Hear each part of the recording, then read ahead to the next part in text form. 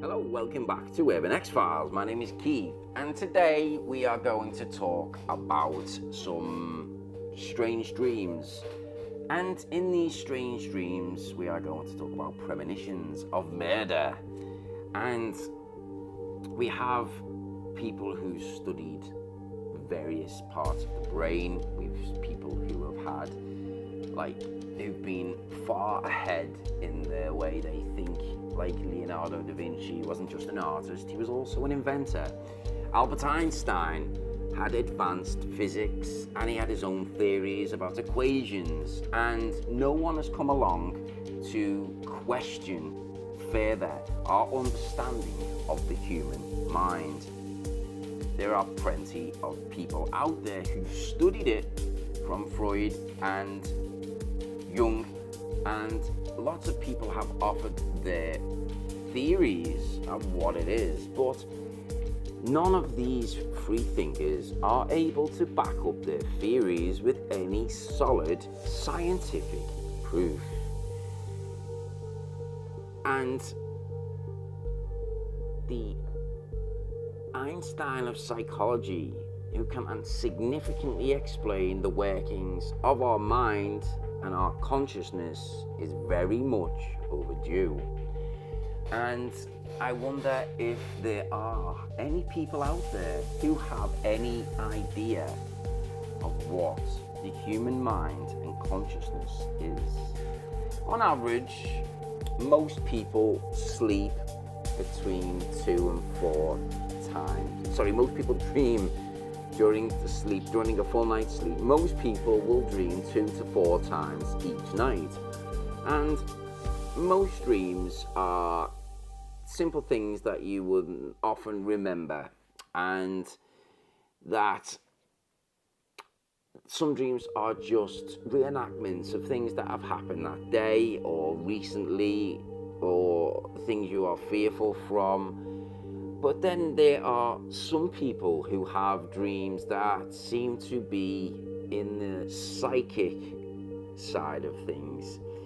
And there are quotes in the Bible and other texts that are full of prophecies where people have had dreams, and these dreams have been documented and come true.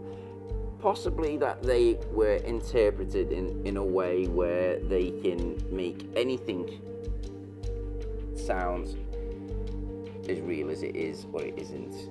People are very good with words and explaining things, but there are countless people who've had dreams where these dreams have predicted things, from the Twin Towers to various. There's in Mother Shipton's, there is a cave where this woman was said to be from, where King Henry VIII had sent soldiers to speak with this woman, for she was a well-known clairvoyant and prophesied many things that had come to pass even today. And it seems that the mind is possibly able to visit various states of alternate consciousness. And not only do they open up the future, but they also go back to the past. So it can also view incidents in the present that are taking place many miles away, and also where it's like the future has already happened, but we are living in the past. I know this sounds stupid, so just bear with me. And people from the past are getting glimpses of the future, and that it's possible. There's no proof that it doesn't exist, but that we do have different, what's the word?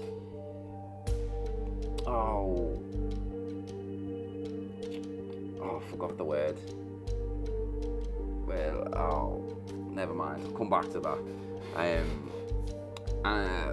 That's going to annoy me. It's like like where there's different variations of a person.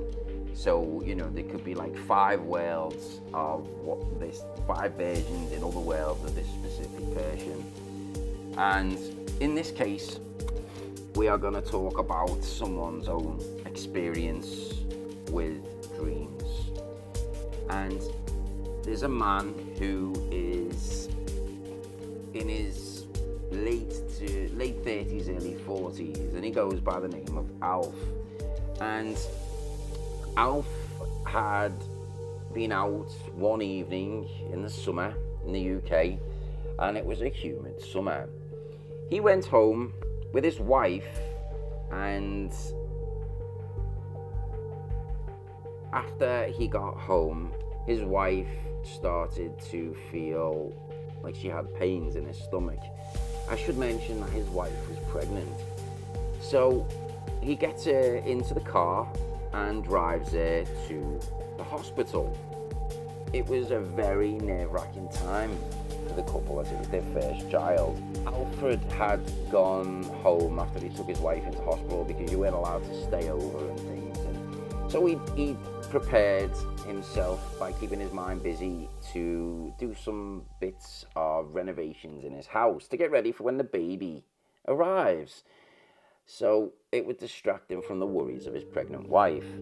So he fitted the new carpets in the hall and on the stairs, and he decided to paint the kitchen and the living room. And when it come to late that night, he was absolutely exhausted.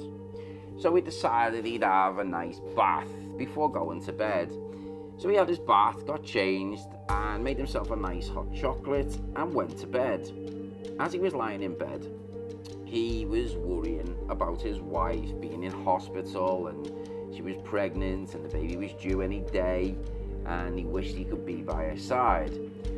And he then drifted off into sleep. Now, Alf had a strange dream about a strange-looking, evil man who was around the same age as Alf. And the man was strangling a woman. And this lady had collapsed and fell down as she struggled and tried to fight off this man who was strangling her. After the man had overcome his victim and strangled her to death, the murderer had then put this half-naked body of a woman in a strange position underneath a tree. And then he turned to face Alf as though he was able to see him. He was looking at him as if he was there. He smiled at Alf in a very sinister way.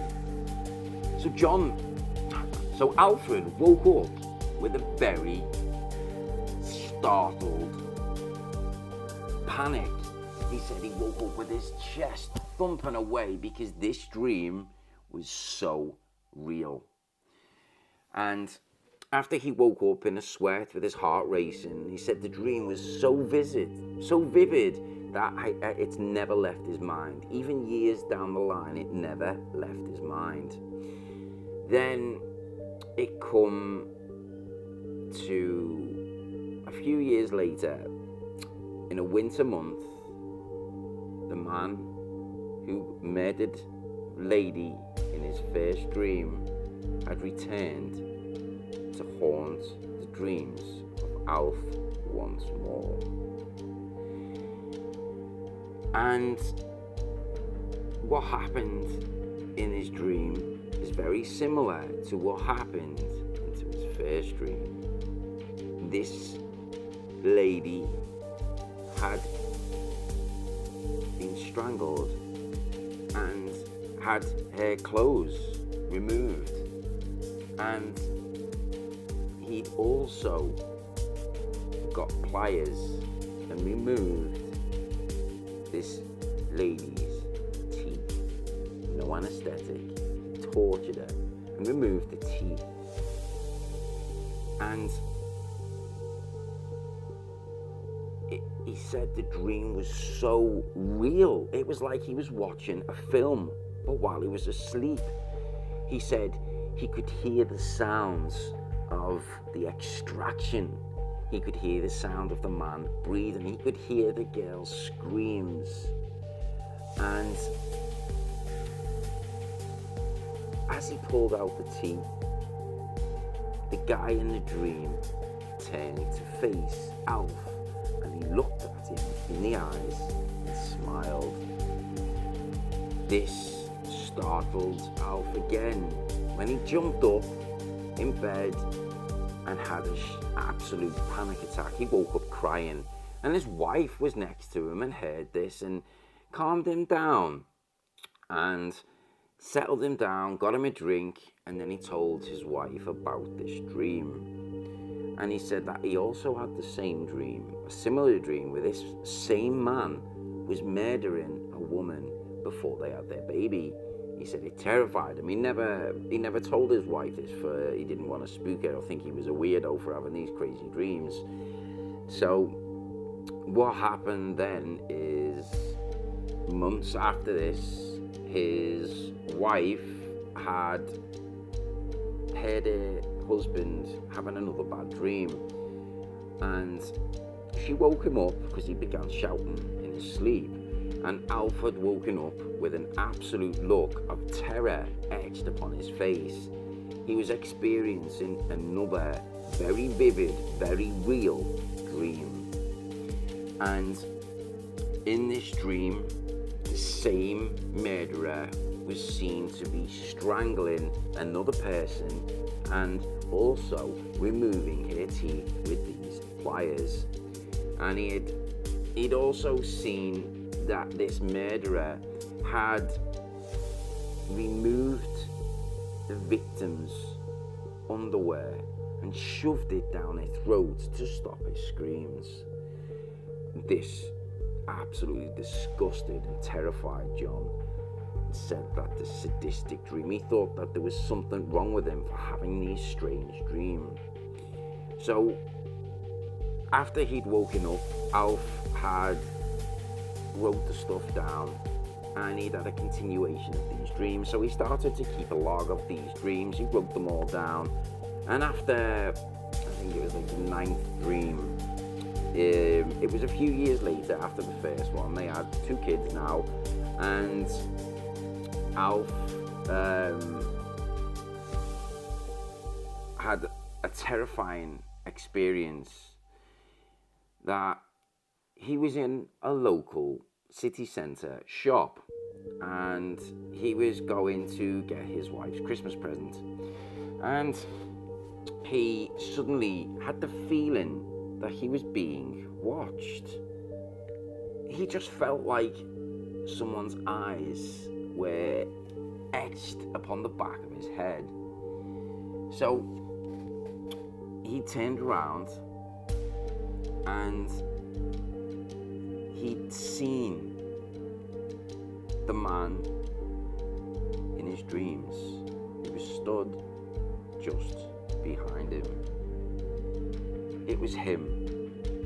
It was the murderer. It was the torturer, the evil man who raped and destroyed those women. It was the very man he'd seen in his dreams. This gentleman was very smartly dressed, like you would think he was a doctor or a lawyer, just like the film American Psycho. Now, Alf paid for his stuff and very quickly and eagerly left the shop.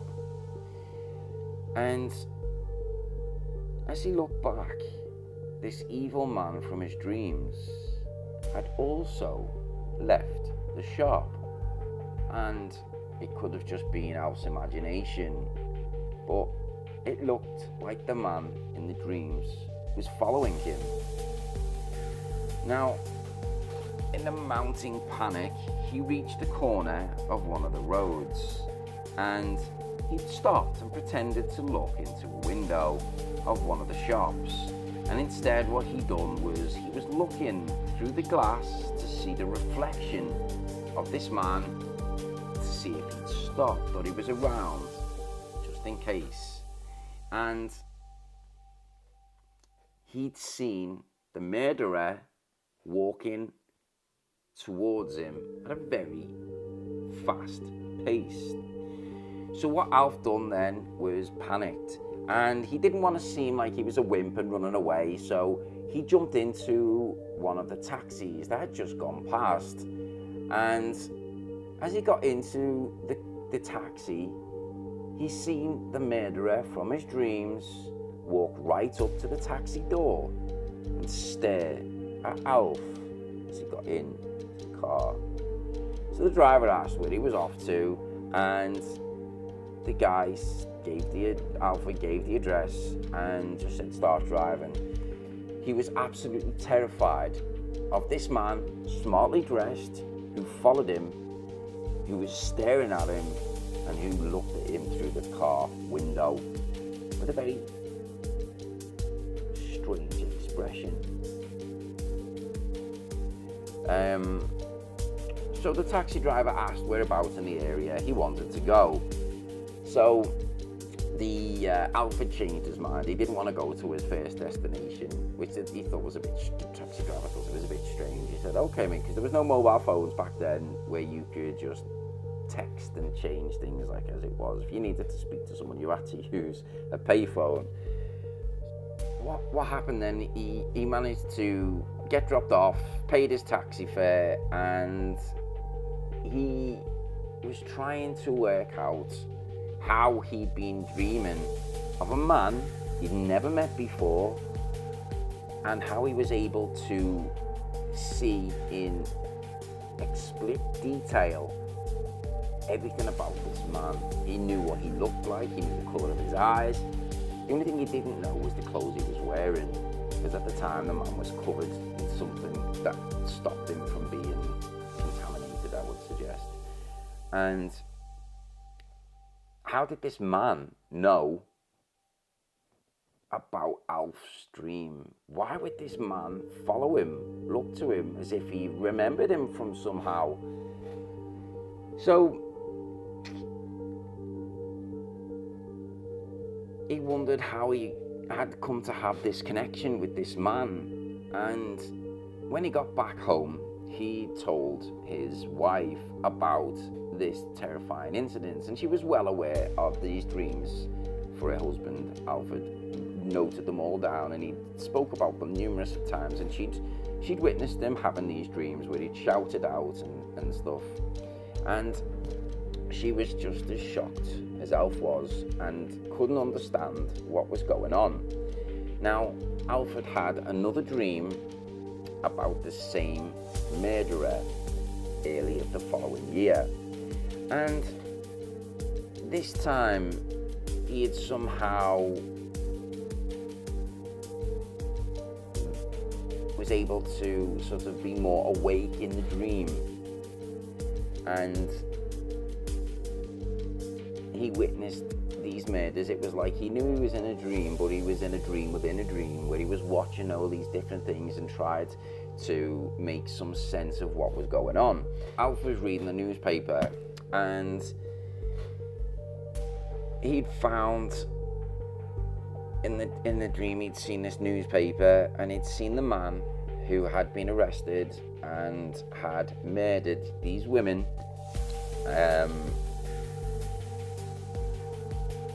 and all the details in the dream revealed, because this happened in real life.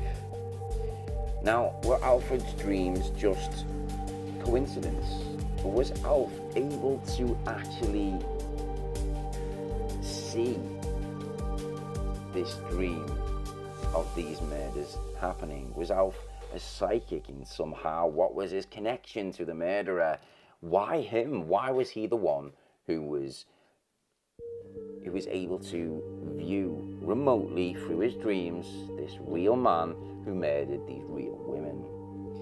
Now, it says that although these bodies were found, and then what happened with these girls, it was he knew what had happened before it was even published in the paper. And the man who murdered these women had never been brought to justice. So, as it stands, the case is still unsolved. But Alf is very aware of who this man is. So maybe sometime in the future, Alf might be able to help bring this killer to justice. So this is an encounter of someone who's had very real, horrific nightmares, but these weren't nightmares, these were actual dreams.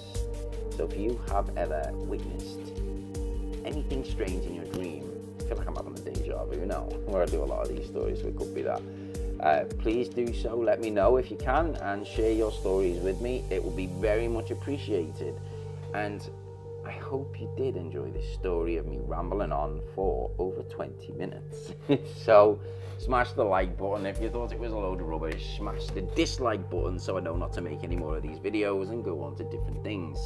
If you've also got any suggestions for videos you would like me to cover, please let me know in the comment section below or get in touch on my contact details. Take care and see you all in the next video. Peace.